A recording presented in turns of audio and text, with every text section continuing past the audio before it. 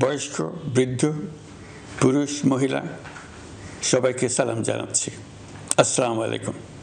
শুরুতেই স্মরণ করছি মুক্তিযুদ্ধের লাখো লাখো শহীদ এবং গত জুলাই আগস্ট মাসে ফ্যাসিবাদের বিরুদ্ধে ছাত্র শ্রমিক জনতার অভ্যুত্থানে নিহত সকল শহীদকে। সবাইকে জানাচ্ছি আমার সশ্রদ্ধ সালাম ও গভীর শ্রদ্ধা। আরও স্মরণ করছি তাদের, ফ্যাসিবাদী শক্তির বিরুদ্ধে লড়াই করে যারা আহত হয়েছে, পঙ্গুত্ব বরণ করেছে, চোখের দৃষ্টি হারিয়েছে, যারা 9 দফা নিয়ে দাঁড়িয়েছে, যারা 1 দফা নিয়ে দাঁড়িয়েছে, যারা দেশকে এক হিংস্র স্বৈরাচারের হাত থেকে বাঁচিয়েছে। কৃতজ্ঞ চিত্তে স্মরণ করছি আপনাদের ভাই বোনদের, আপনাদের সন্তানদের যারা এই বিপ্লবে অংশগ্রহণ করেছে। আমরা অন্তর্বর্তীকালীন সরকারের প্রথম 100 দিন অতিক্রম করলাম। আপনারা জানেন কি কঠিন এক পরিস্থিতিতে আমাদের দায়িত্ব গ্রহণ করতে হয়েছে। ছাত্র শ্রমিক জনতার অভূতপূর্ব গণ অভ্যুত্থানের পর ফ্যাসিস্ট সরকার প্রধান পালিয়ে গেলে দেশ সরকার শূন্য হয় সাময়িকভাবে। পুলিশ প্রশাসন এ সময় সম্পূর্ণ নিষ্ক্রিয় হয়ে পড়লে উদ্বেগজনক এক পরিস্থিতির সৃষ্টি হয়। স্বৈরশাসনে বিপর্যস্ত এই দেশকে আমাদের সবাইকে মিলে পুনর্গঠন করতে হচ্ছে। জুলাই আগস্ট বিপ্লবের পর আমরা এমন একটি দেশ হাতে পেয়েছি যার সর্বত্র ছিল বিশৃঙ্খলা। স্বৈরশাসন টিকিয়ে রাখতে আইন শৃঙ্খলা বাহিনীকে জনগণের মুখোমুখি দাঁড় করিয়ে দেওয়া হয়েছিল। বিপ্লব চলাকালে প্রায় 1,500 ছাত্র শ্রমিক জনতার শহীদী মৃত্যু হয়। আমাদের সরকার প্রতিটি মৃত্যুর তথ্য অত্যন্ত যত্নের সাথে জোগাড় করছে। এই বিপ্লবে আহত হয়েছে 19,931 জন। আহতদের জন্য ঢাকার 13টি হাসপাতাল সহ বিভিন্ন বিশেষায়িত হাসপাতালে চিকিৎসার ব্যবস্থা করা হয়েছে। প্রতিদিনই তালিকায় আরও নতুন নতুন শহীদের তথ্য যোগ হচ্ছে, যারা স্বৈরাচারের আক্রোশের শিকার হয়ে এই পৃথিবী ছেড়ে চলে গেছেন। প্রতিটি হত্যার বিচার আমরা করবই। জুলাই আগস্ট হত্যাকাণ্ডের বিচারের যে উদ্যোগ আমরা নিয়েছি তার কাজও বেশ ভালোভাবে এগিয়ে যাচ্ছে। পতিত স্বৈরাচার শেখ হাসিনাকেও আমরা ভারতের কাছ থেকে ফেরত চাইব। কেবল জুলাই আগস্ট হত্যাকাণ্ডই নয়, আমরা গত 15 বছরে সব অপকর্মের বিচার করব। অসংখ্য মানুষ গুম হয়েছে, খুন হয়েছে। এই সময়ে আমরা গুমের তদন্তে একটা কমিশন গঠন করেছি। কমিশন প্রধান আমাকে জানিয়েছেন অক্টোবর পর্যন্ত তারা 1600 গুমের তথ্য পেয়েছেন। তাদের ধারণা এই সংখ্যা 3,500 ছাড়িয়ে যাবে। অনেকেই কমিশনের কাছে গুমের অভিযোগ করতে ভয় পাচ্ছেন এই ভেবে যে অভিযুক্ত ব্যক্তিদের দ্বারা তারা আবার আক্রান্ত হতে পারেন, ক্ষতিগ্রস্ত হতে পারেন। আমি আপনাদের আশ্বস্ত করতে চাই, আপনারা দ্বিধাহীন চিত্তে কমিশনকে আপনাদের অভিযোগ জানান। কারো সাধ্য নাই আপনাদের গায়ে আবার হাত দেয়। গুম কমিশনের সদস্যদের কাছে ভুক্তভোগীদের যে বিবরণ আমরা পেয়েছি তা অত্যন্ত মর্মান্তিক। জুলাই আগস্টের বিপ্লবের পর ছাত্রছাত্রীরা শহর বন্দরের দেয়ালে দেয়ালে তাদের মনের কথা লিখেছে। তাদেরও আগে যারা গুমের শিকার হয়েছে প্রতিটি গোপন আস্তানার দেয়ালে দেয়ালে তারা লিখে গেছেন তাদের কষ্টের মর্মস্পর্শী বিবরণ। তাদের এইসব কষ্টের কথা শুনে আমাদের হৃদয় কেঁপে উঠেছে। এসবের সঙ্গে জড়িতদের আমরা বিচারের কাঠগড়ায় দাঁড় করাবই। অভিযুক্ত যত শক্তিশালী হোক, যে বাহিনীরই হোক, তাকে ছাড় দেওয়ার কোনো সুযোগ নেই। কেবল দেশে নয়, গুম, খুন ও জুলাই আগস্ট গণহত্যার সাথে জড়িতদের আমরা আন্তর্জাতিক আদালতেও বিচারের উদ্যোগ নিয়েছি। ইন্টারন্যাশনাল ক্রিমিনাল কোর্টের প্রধান কৌশলী করিম খানের সঙ্গে আমার এই ব্যাপারে ইতিমধ্যে কথা হয়েছে। আইন শৃঙ্খলা রক্ষাকারী বাহিনীগুলোর কোনো সদস্য কিংবা অন্য কেউ যাতে হত্যা, গুম সহ এই ধরনের কোনো অপরাধে জড়িয়ে পড়তে না পারে, এই জন্য আমরা গুম বিরোধী আন্তর্জাতিক সনদে স্বাক্ষর করেছি। আপনারা দেখেছেন জাতিসংঘের আন্তর্জাতিক মানবাধিকার বিষয়ক হাই কমিশনার ফলকার তুর্ক সম্প্রতি বাংলাদেশ সফর করেছেন। জাতিসংঘ জুলাই আগস্ট হত্যাকাণ্ডের তদন্তে আমাদের সহযোগিতার হাত বাড়িয়ে দিয়েছেন। ডিসেম্বর প্রথম সপ্তাহে তারা আমাদেরকে তাদের রিপোর্ট হস্তান্তর করার প্রতিশ্রুতি দিয়েছে। অতীতের গুমের ঘটনাগুলো তদন্ত কাজেও আমরা নিয়মিত তাদের সঙ্গে যোগাযোগ রক্ষা করে চলেছি। মানবাধিকার রক্ষায় সহযোগিতা করতে ঢাকায় তারা তাদের জনবল বাড়ানোর প্রস্তাব দিয়েছে। আমরা এই প্রস্তাব গ্রহণ করেছি। প্রিয় দেশবাসী, আমি আগেও জানিয়েছি, আবারও জানাচ্ছি, গণ অভ্যুত্থানে সকল শহীদদের পরিবারকে পুনর্বাসন করা হবে, একজনও বাদ যাবে না। সকল আহত শিক্ষার্থী, শ্রমিক, জনতার চিকিৎসার সম্পূর্ণ ব্যয় সরকার বহন করবে। আহতদের দীর্ঘমেয়াদী এবং ব্যয়বহুল চিকিৎসা এবং শহীদদের পরিবারের দেখাশোনার জন্য স্বাস্থ্য মন্ত্রণালয়ের নেতৃত্বে একটি পূর্ণাঙ্গ তালিকা প্রস্তুত করা হয়েছে। প্রতিটি শহীদ পরিবারকে সরকারের পক্ষ থেকে 30 লক্ষ টাকা দেওয়া হচ্ছে। যারা বুলেটের আঘাতে তাদের দৃষ্টিশক্তি হারিয়েছেন, তাদের চিকিৎসার জন্য নেপাল থেকে কর্নিয়া আনার ব্যবস্থা করা হয়েছে এবং যাদের প্রয়োজন তাদেরকে সরকারের পক্ষ থেকে বিদেশে চিকিৎসার জন্য পাঠানো হচ্ছে। জুলাই অভ্যুত্থানের কোনো শহীদ এবং আহত ছাত্র, শ্রমিক চিকিৎসা সেবা এবং পুনর্বাসন পরিকল্পনা থেকে বাদ যাবে না। এটি অন্তর্বর্তীকালীন সরকারের অঙ্গীকার। এই গণ অভ্যুত্থানের শহীদের স্মৃতি ধরে রাখতে গঠিত জুলাই শহীদ স্মৃতি ফাউন্ডেশন বেশ পাকাপোক্তভাবে তাদের কাজ শুরু করেছে। এই ফাউন্ডেশনকে সরকার 100 কোটি টাকা অনুদান দিয়েছে। এছাড়াও জুলাই আগস্ট বিপ্লবে শহীদ পরিবারের পুনর্বাসন ও আহতদের সর্বোত্তম চিকিৎসা নিশ্চিত করার জন্য সমাজ কল্যাণ মন্ত্রণালয়ের পক্ষ থেকে $5 মিলিয়ন একটি বরাদ্দ প্রস্তাব অর্থনৈতিক সম্পর্ক বিভাগের মাধ্যমে বিশ্ব ব্যাংকে পাঠানো হয়েছে। পতিত স্বৈরাচার পুলিশকে দলীয় কর্মীর মতো ব্যবহার করেছে। বাধ্য হয়ে তাদের অনেকেই গণহত্যায় অংশ নিয়েছেন। খুবই স্বাভাবিক প্রতিক্রিয়া হিসেবে তারা জনরোষের শিকার হয়েছেন। এতে তাদের মনোবল অনেক কমে যায়। আমরা পুলিশের মনোবল ফিরিয়ে এনে তাদের আবার আইন শৃঙ্খলা রক্ষায় কাজে লাগানোর চেষ্টা করছি। এই ক্ষেত্রে অনেক দৃশ্যমান উন্নতিও হয়েছে। আইন শৃঙ্খলা রক্ষায় বাংলাদেশ সেনাবাহিনীকেও কিছু নির্বাহী ক্ষমতা দেওয়া হয়েছে, যা পরিস্থিতির দৃশ্যমান উন্নতিতে সহায়তা করেছে। আমি আপনাদের সবাইকে ধন্যবাদ জানাই। কঠিন এই সময়ে আপনারা সবাই অপরিসীম ধৈর্যের পরিচয় দিয়েছেন। ধন্যবাদ জানাই দেশের রাজনৈতিক দলের নেতৃবৃন্দকে। তারা তাদের কর্মীদের শান্ত থাকার আহ্বান জানিয়েছেন। প্রতিশোধ স্পৃহায় লিপ্ত হয়ে কেউ যাতে হানাহানিতে জড়িয়ে না পড়ে সেই আহ্বান জানিয়েছেন। আপনাদের সবাই এই আহ্বানে সাড়া দিয়েছেন। ফেসিবাদী শক্তি ভয় দেখিয়েছিল তারা ক্ষমতা ছাড়লে দেশে লাখ লাখ লোক মারা পড়বে। টানা 7 দিন পুলিশ প্রশাসন সম্পূর্ণ নিষ্ক্রিয় থাকার পরও ব্যাপক আকারে সহিংসতা এড়ানো গেছে। আমরা যখন দায়িত্ব গ্রহণ করি, বাংলাদেশ তখন সম্পূর্ণ অরক্ষিত একটা দেশ। এই সময় ধর্মীয় সংখ্যালঘুদের মধ্যে অহেতুক আতঙ্ক ছড়ানোর চেষ্টা করা হয়েছে। কয়েকটি ক্ষেত্রে তারা সহিংসতারও শিকার হয়েছেন। কিন্তু এটা নিয়ে যেসব প্রচারণা হয়েছে তা ছিল সম্পূর্ণ অতিরঞ্জিত। অল্প যে সমস্ত সহিংসতার ঘটনা ঘটেছে তার মূল কারণ ছিল রাজনৈতিক। কিন্তু এইসব ঘটনাকে ধর্মীয় আবরণ দিয়ে বাংলাদেশকে নতুন করে অস্থিতিশীল করে তোলার চেষ্টা করা হয়েছে। আপনাদের সবার সহযোগিতায় আমরা দৃঢ়ভাবে এই পরিস্থিতি সামাল দিয়েছি।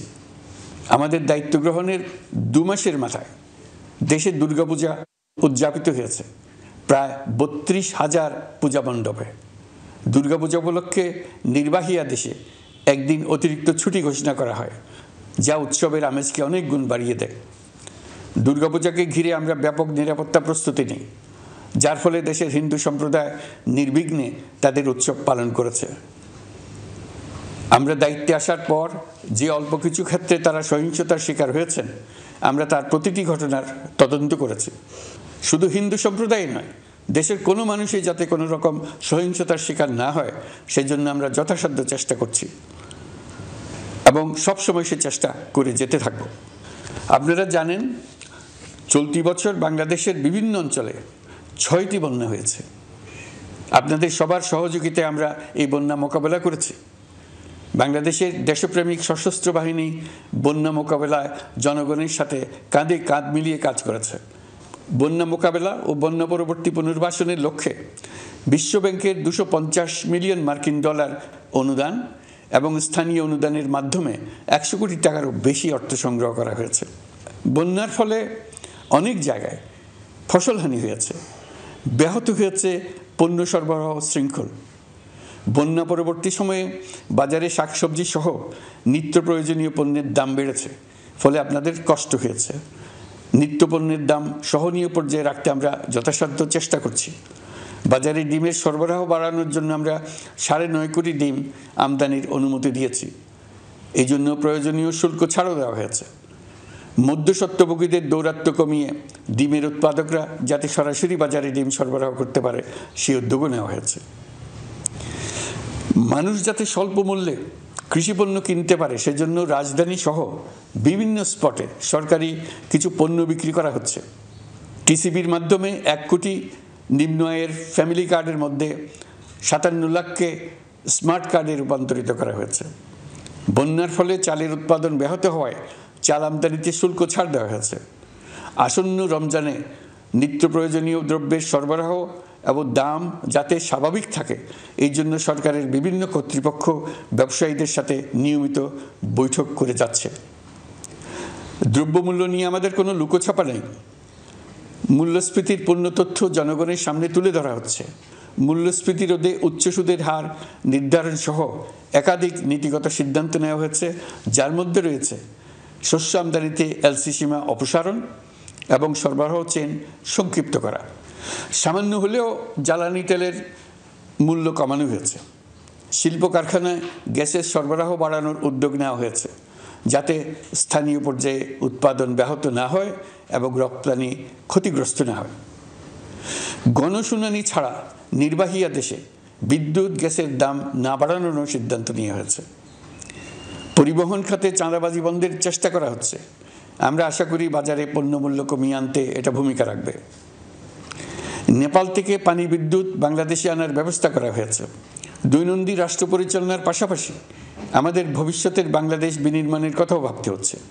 আপনারা সবাই জানেন আমাদের সবচেয়ে গুরুত্বপূর্ণ কাজ হচ্ছে একটি অবাধ সুষ্ঠু নির্বাচন আয়োজনের মধ্য দিয়ে নির্বাচিত সরকারের কাছে দায়িত্ব হস্তান্তর।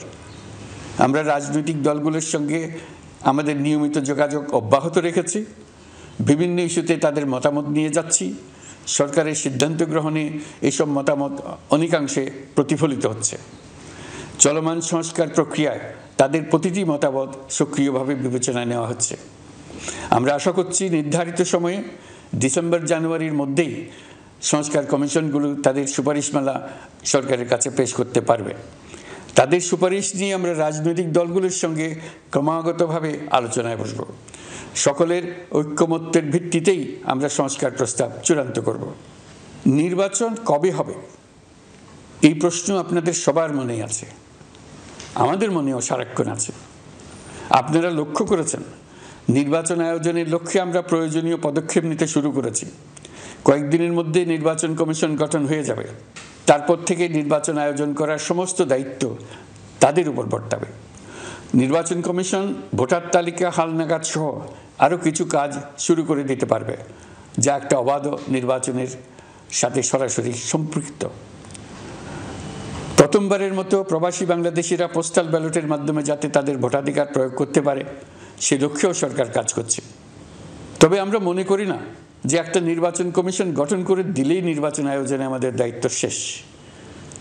রাষ্ট্র ব্যবস্থায় সংস্কার আমাদের এই সরকারের অন্যতম অঙ্গীকার। আপনারাই আমাদেরকে এই ম্যান্ডেট দিয়েছেন। যেই 6টি সংস্কার কমিশন আমরা শুরুতে গঠন করেছিলাম তারা ইতিমধ্যে তাদের কার্যক্রম অনেক দূর এগিয়ে নিয়েছে। বিভিন্ন গণমাধ্যমে আপনারা তাদের কার্যক্রমের আপডেটও দেখছেন। কয়েকটি সংস্কার কমিশন ডিজিটাল প্ল্যাটফর্ম গঠন করেছে। আমার অনুরোধ আপনারা এই প্ল্যাটফর্মে উৎসাহ সহকারে আপনাদের মতামত জানাতে থাকুন। প্রথম 6টি সংস্কার কমিশনের মধ্যে একটি হলো নির্বাচন সংস্কার কমিশন। নির্বাচন অনুষ্ঠানের জন্য এই কমিশনের সুপারিশমালা অত্যন্ত জরুরি। তাদের প্ল্যাটফর্মে যান, আপনার মতামত খোলাখুলিভাবে তুলে ধরুন। আপনি দেশের মালিক, আপনি বলে দিন আপনি কি চান, কিভাবে চান। নির্বাচন নিয়ে আপনাদের সকল বক্তব্য বিনা দ্বিধায় বলতে থাকুন। আপনার মনের কথা তুলে ধরুন। আমার অনুরোধ সংস্কারের কথাটাও একই সঙ্গে বলুন। সংস্কারকে পাশ কাটিয়ে যাবেন না। নির্বাচনের কথা বলার সঙ্গে নির্বাচন ও অন্যান্য ক্ষেত্রে সংস্কারের কথাটিও বলুন। সংস্কার হলো জাতির দীর্ঘমেয়াদী জীবনী শক্তি। সংস্কার জাতিকে, বিশেষ করে আমাদের তরুণ তরুণীদের নতুন পৃথিবী সৃষ্টির সুযোগ দেবে, জাতিকে বঞ্চিত করবেন না। নির্বাচন আয়োজনে যে সংস্কার কমিশনের সুপারিশমালায় রাজনৈতিক দলসমূহ এবং দেশের সকল মানুষের মতামত অপরিহার্য, সেই কমিশন হলো সংবিধান সংস্কার কমিশন। এই সুপারিশমালার যে অংশ সকলের কাছে গ্রহণযোগ্য হবে তার ভিত্তিতে নির্বাচনী আইন সংশোধন করতে হবে। সমান্তরালভাবে ভোটার তালিকাও হালনাগাদ করার প্রক্রিয়া চলতে থাকবে। আমি নিশ্চিত নই সংস্কার প্রস্তাবসমূহ বাস্তবায়নের সুযোগ আমরা কতটুকু পাব, তবে আমি আপনাদের কথা দিচ্ছি, আপনারা সুযোগ দিলে প্রয়োজনীয় কিছু অত্যাবশ্যকীয় সংস্কার কাজ শেষ করেই আমরা আপনাদের কাঙ্ক্ষিত নির্বাচন আয়োজন করব। ততদিন পর্যন্ত আমি আপনাদের ধৈর্য ধারণ করার অনুরোধ করব।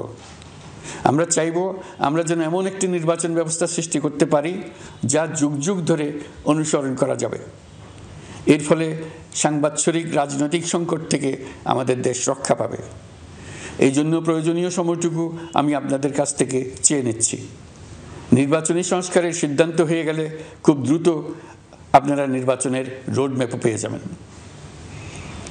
অন্তর্বর্তী সরকার সৃষ্টি হয়েছে রাজনীতিকে নীতির কাঠামোয় আনার জন্য এবং রাজনীতির জন্য নতুন পরিবেশ সৃষ্টির নিবিড় আকাঙ্ক্ষা থেকে। এই আকাঙ্ক্ষা পূরণ করা থেকে জাতিকে বঞ্চিত করবেন না। নির্বাচনের ট্রেন যাত্রা শুরু করেছে, এটা আর থামবে না, কিন্তু যেতে যেতে আমাদের অনেকগুলো কাজ সেরে ফেলতে হবে। এই ট্রেন শেষ স্টেশনে কখন পৌঁছবে সেটা নির্ভর করবে কত তাড়াতাড়ি আমরা তার জন্য রেল লাইনগুলো বসিয়ে দিতে পারি, আর তা হবে রাজনৈতিক দলসমূহের ঐক্যমত্যের মাধ্যমে। ইতিমধ্যে অন্যান্য সংস্কার কমিশনের সুপারিশমালা নিয়ে আলাপ চলতে থাকবে। নির্বাচন ছাড়াও আরও গুরুত্বপূর্ণ সংস্কার করার ব্যাপারে ঐক্যমত গঠনের জন্য অতিরিক্ত সময় প্রয়োজন হতে পারে। দেশবাসীর কাছে, বিশেষ করে রাজনৈতিক দলগুলির কাছে আমরা ক্রমাগতভাবে প্রশ্ন তুলতে থাকব, কী কী সংস্কার নির্বাচনের আগে আপনারা করে নিতে চান।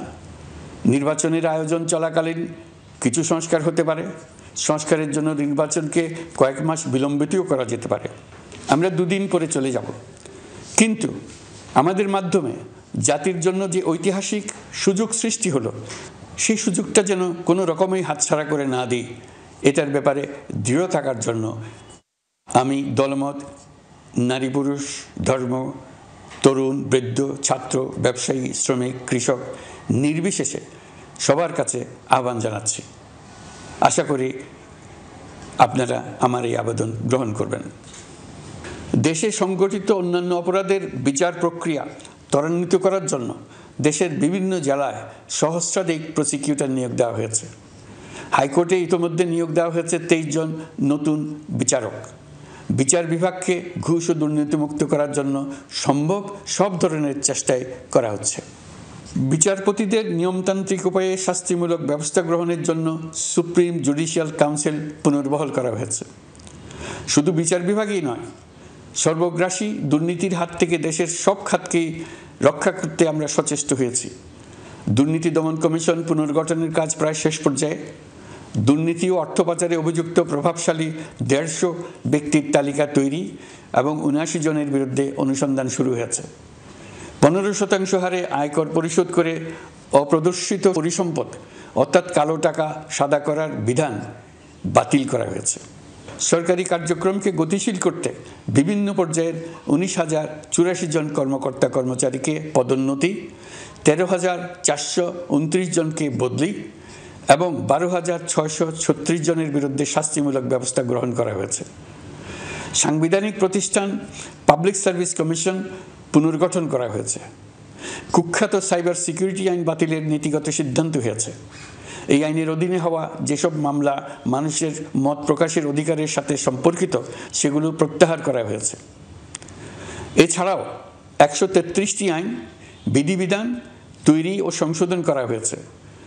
353টি গুরুত্বপূর্ণ নীতি নির্ধারণী সিদ্ধান্ত গ্রহণ করা হয়েছে। ছাত্রছাত্রীদের দাবি মেনে ইতিমধ্যে সরকারি চাকরির বয়সসীমা 32-এ উন্নীত করা হয়েছে। আমরা জানি আমাদের কাছে আপনাদের আরও অনেক দাবি দেওয়া আছে, দীর্ঘদিনের অপশাসন, অত্যাচার, অনাচারের ফলে আপনাদের মনে অনেক ক্ষোভ পঞ্জীভূত হয়েছে। দেশে বাক স্বাধীনতা না থাকায় আমরা কেউ আমাদের মতামত, দাবি দাওয়া প্রকাশ করতে পারিনি। আমরা আপনাদের প্রতিটি দাবির প্রতি সহানুভূতিশীল। আমরা ধৈর্য সহকারে আপনাদের কথা শুনতে চাই, কিন্তু সেজন্য আপনারা সড়ক অবরোধ করে জনদুর্ভোগ সৃষ্টি করলে আমাদের সকলেরই অসুবিধা হয়। আমাদের একান্ত অনুরোধ, আপনারা নির্দিষ্ট চ্যানেল মেনটেন করে আপনাদের দাবি দেওয়া পেশ করবেন। আমাদের বৃহৎ রপ্তানি পণ্য গার্মেন্টস শিল্পে গত কিছুদিন ব্যাপক অস্থিরতা বিরাজ করছে। ফ্যাসিস্ট সরকারের সুবিধাভোগী বেশ কিছু গার্মেন্টস মালিক পালিয়ে যাওয়ায় শ্রমিকদের বেতন ভাতা নিয়ে অনিশ্চয়তা তৈরি হয়েছে। অন্য অনেক কারখানাও শ্রমিকদের ন্যায্য বেতন সহ অন্যান্য সুবিধা থেকে বঞ্চিত ছিল। শ্রমিকরা তাদের দীর্ঘদিনের বঞ্চনার প্রতিবাদ জানাতে এবং অনিশ্চয়তা থেকে মুক্তি পেতে রাস্তায় নেমে আসে। আমরা তাদের কথা শুনেছি, তাদের আলোচনার টেবিলে নিয়ে আসতে পেরেছি। আমরা অত্যন্ত আনন্দিত যে মালিক শ্রমিকের মধ্যে 18 দফার একটা ব্যাপক ভিত্তিক চুক্তি স্বাক্ষরিত হয়েছে। বড় ধরনের কোনো সহিংসতা ছাড়াই আমরা শ্রমিক অসন্তোষ নিরসন করতে পেরেছি। তারা আবার উৎপাদনে ফিরেছে। এতে প্রাণ ফিরে পেয়েছে বাংলাদেশের রপ্তানিমুখী এই শিল্প। নানা প্রতিকূলতা সত্ত্বেও অক্টোবর মাসে আমাদের রপ্তানিতে প্রবৃদ্ধি হয়েছে প্রায় 21%। আমরা যখন কাজ শুরু করেছি, দেশের অর্থনীতি ছিল বিপর্যস্ত। বৈদেশিক মুদ্রার রিজার্ভ ছিল তলানিতে। আসার কথা, এই রিজার্ভ পরিস্থিতি এখন উন্নতির পথে।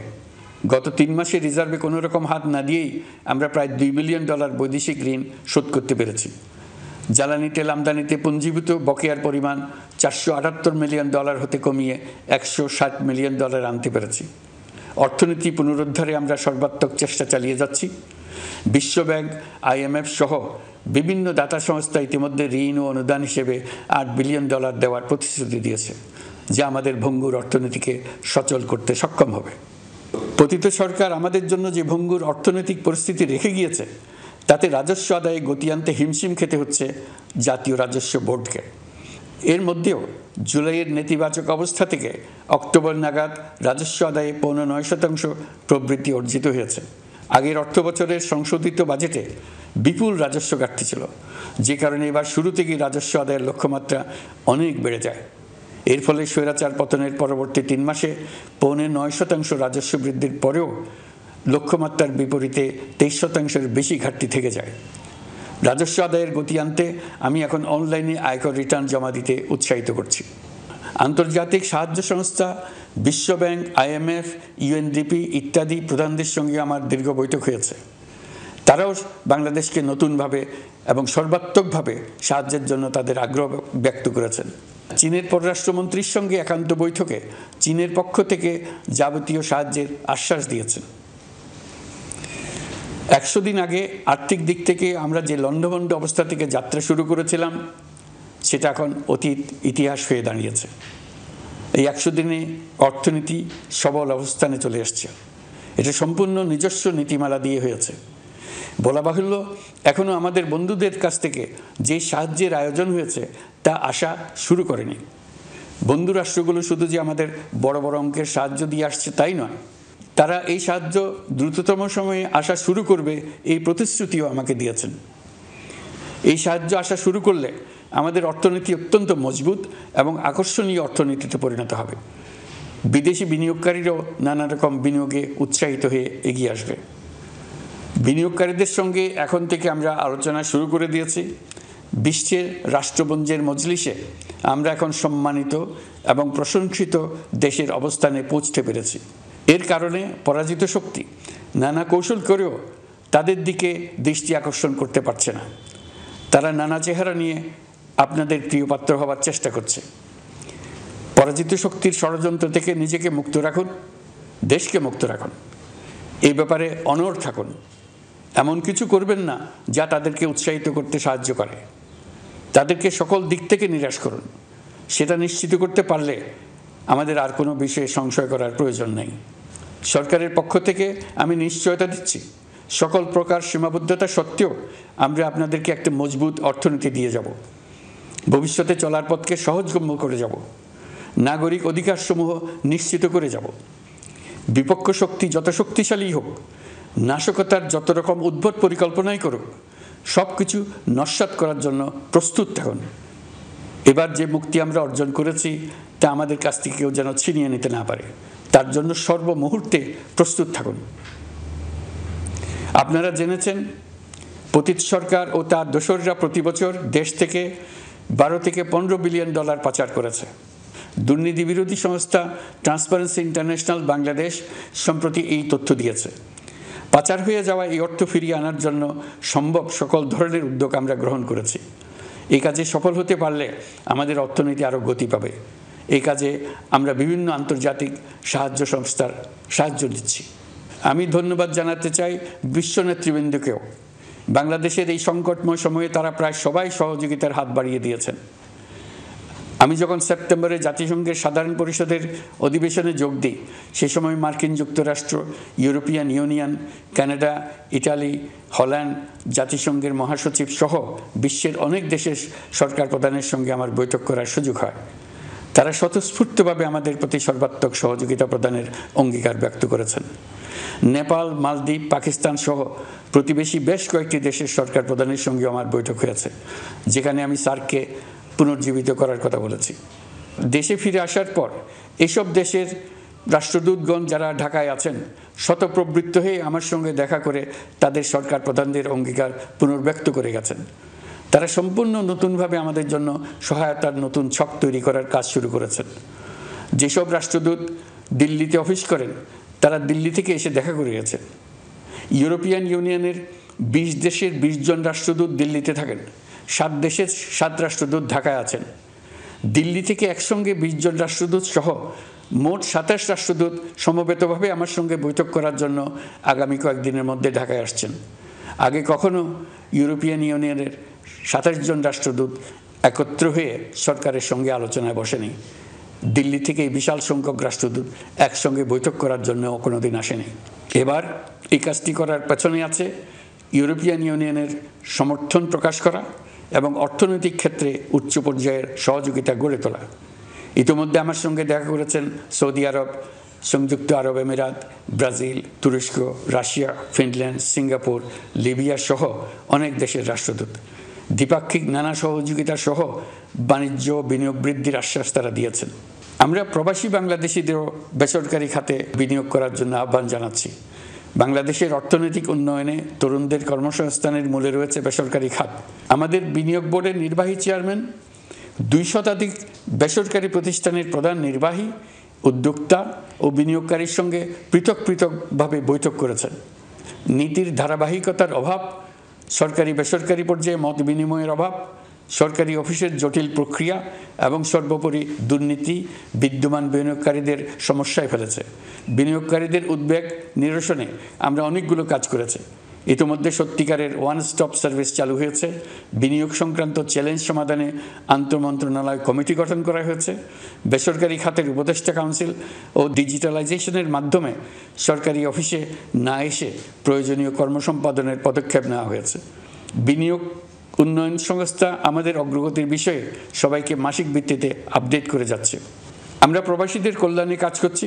আমার অনুরোধে সংযুক্ত আরব আমিরাত সাজাপ্রাপ্ত 57 জন সহ অন্যান্য বাংলাদেশিকে মুক্তি দিয়েছে।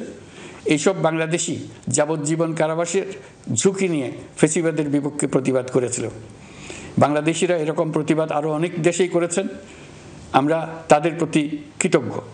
কয়েকদিন আগে বাকুতে সংযুক্ত আরব আমিরাতের প্রেসিডেন্ট জনাব শেখ মোহাম্মদ বিন জায়েদ আল নাহিয়ানের সঙ্গে আমার কথা হয়েছে। তাকে বাংলাদেশের পক্ষ থেকে ধন্যবাদ জানিয়েছি। তিনি বলেছেন বাংলাদেশের জন্য যে কোনো সাহায্য লাগলে আমি যেন তাকে জানাই। প্রবাসীদের কল্যাণে আমাদের সরকার সম্ভব সব ধরনের উদ্যোগ গ্রহণ করে যাচ্ছে।